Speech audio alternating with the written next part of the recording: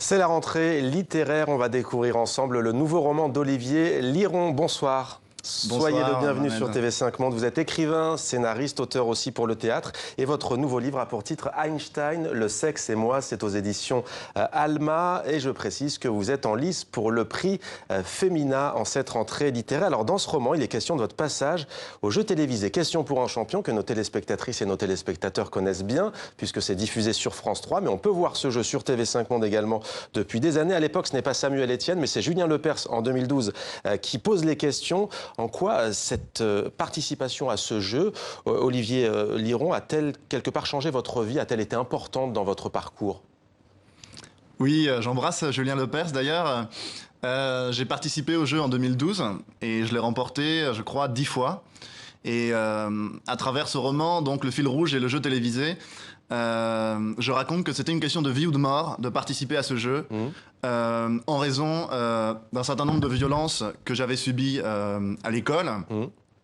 Et donc j'évoque effectivement la violence que subit un enfant Asperger et que peut subir des millions et des millions d'enfants à l'école. Et je raconte effectivement dans le roman comment est-ce que, voilà, moi j'étais très naïf, donc on me forçait à renifler des choses, on m'attachait les oreilles au grillage, on me lançait des bûches sur le crâne. Et ce qui était terrible là-dedans, c'est que quand j'allais voir les surveillants, je me souviens avec le visage en sang, je me souviens d'une surveillante qui me dit « Mais qu'est-ce qui se passe? Tu veux ma photo ?» Je dis « Bah oui, oui. Oui. Je saigne, oui. » Voilà, donc il y a quelque chose de l'ordre de... Vraiment, le point de départ du roman, c'était la violence à l'école et qu'est-ce qu'on en fait? Est-ce que c'est normal, cette violence-là? Alors, vous êtes donc autiste Asperger et vous dites, ce n'est pas à proprement parler une maladie, juste une différence, mais en fait, vous allez plus loin, vous dites, ce sont les autres. Pour moi, quand j'étais enfant, je n'étais pas différent. C'est à partir du moment où vous arrivez à l'école, qui est la première étape dans l'intégration à la vie sociale, qu'on vous fait comprendre que vous êtes différent. Ce que vous voulez dire aussi avec ce roman, c'est qu'on peut sortir de ce fascisme de l'apparence et de ce dictat, au fond, de la norme. Ce que j'appelle le fascisme de la norme, c'est Roland Barthes qui disait que le fascisme, c'est obligé à dire, obligé à être, quand on est obligé d'être quelque chose pour survivre. Et effectivement, moi j'ai ressenti cette pression très forte dès l'enfance, et c'est quelque chose, cette exclusion-là, que peuvent ressentir en fait énormément d'enfants, c'est-à-dire que les discriminations se recoupent, les violences sont analogues, les mécanismes d'exclusion, de destruction vont être exactement les mêmes.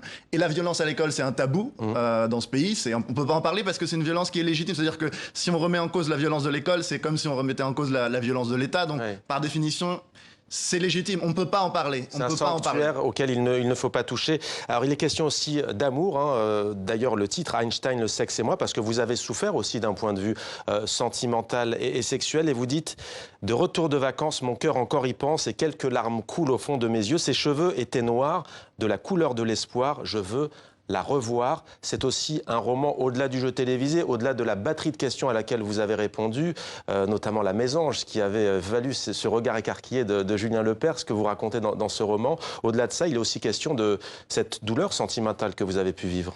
Oui, je précise que le poème que vous venez de dire est une chanson de Julien Lepers qui a écrit des chansons et que je cite, dont je dresse un portrait, je crois, très plein d'affection. C'est un personnage, une personne mélancolique et très tendre au fond, je crois. Et donc, à travers les personnages du jeu Question pour un champion, j'essaie de faire figurer un petit peu un modèle de société. Bon, je raconte effectivement ce jeu comme un combat où tout le monde doit gagner contre tout le monde doit détruire l'autre. Et donc, j'essaye avec humour aussi, parce que je crois que l'humour permet de mettre de la distance, de montrer effectivement cette violence-là. Olivier Liron, vous travaillez en ce moment sur l'adaptation scénaristique de votre premier livre qui avait pour titre Danse d'atomes d'or, un roman très intime là aussi. C'est d'ailleurs librement inspiré d'Orphée et Eurydice, le ballet de Pina Bausch. Ça s'appelle donc Danse d'atomes d'or. Dernière question tout de même. Asperger, c'est un syndrome plutôt rare chez les personnes qui sont autistes. Pour que nos téléspectatrices et nos téléspectateurs comprennent bien, est-ce que vous êtes surdoué? Les personnes Asperger ne sont pas nécessairement surdouées, ne sont pas Rain Man, vous savez, ce personnage de Dustin Hoffman. Moi, c'est vrai que j'ai une capacité de mémoire qui m'a beaucoup aidé à jouer à Question pour un champion, sans doute.